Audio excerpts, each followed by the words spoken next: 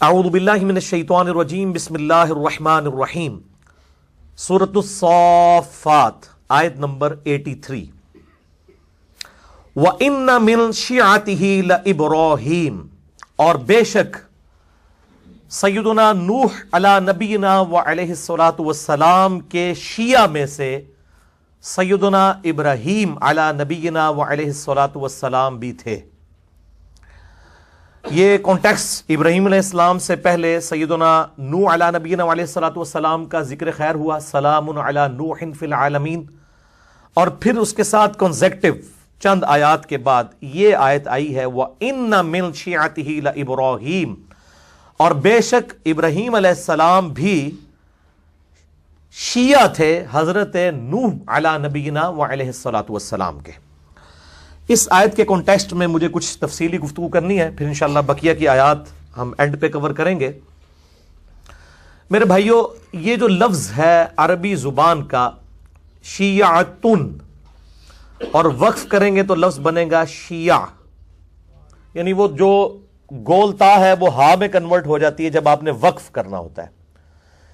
شیعتن یا شیعہ عربی زبان کے اندر کہتے ہیں ہم گروہ کو، ہم جماعتی کو، ہم خیال کو، ہم مذہب کو، دینی بھائی کو، پیروکار کو، فالور کو۔ چونکہ تمام انبیاء کرام علیہ السلام کی دعوت ایک ہی ہوتی ہے، دعوت توحید، اس لیے تمام انبیاء ایک دوسرے کے شیعہ ہوتے ہیں، ہم جماعت ہوتے ہیں، ایک ہی پارٹی ہوتے ہیں، اس لیے یہاں پر یہ لفظ استعمال ہوا۔ اور قرآن حکیم میں یہ لفظ کئی جگہ مختلف انداز میں آیا ہے۔ ایک اور اس کی مثال میں کراس ریفرنس کے طور پر پیش کر دوں، سورۃ القصص کی آیت نمبر 15 میں، کہ جب ایک قبطی جو فرعونی تھا اس کا جھگڑا ہوا بنی اسرائیل میں سے ایک شخص کے ساتھ، اور بائی چانس سیدنا موسیٰ علی نبینا وعلیہ الصلوۃ والسلام کا وہاں سے گزر ہوا،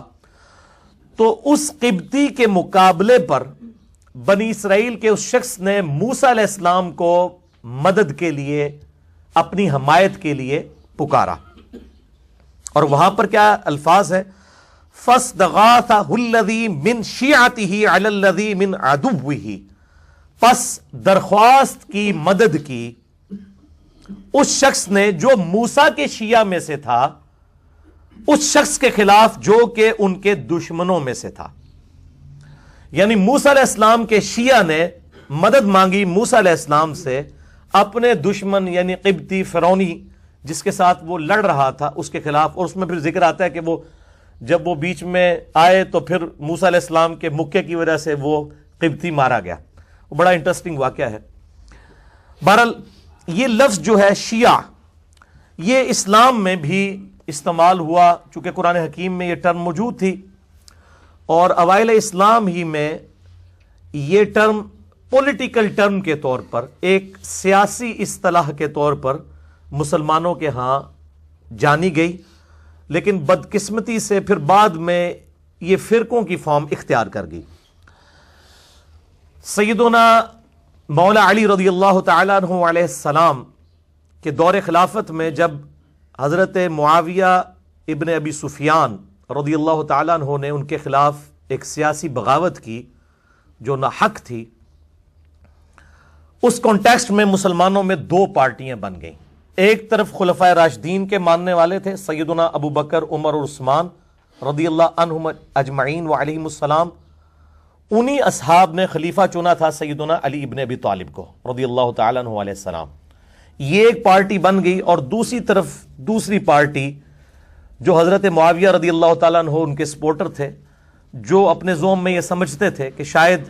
سیدنا علی رضی اللہ تعالیٰ عنہ ریلیکٹنٹ ہیں قاتلین عثمان رضی اللہ تعالیٰ عنہ علیہ السلام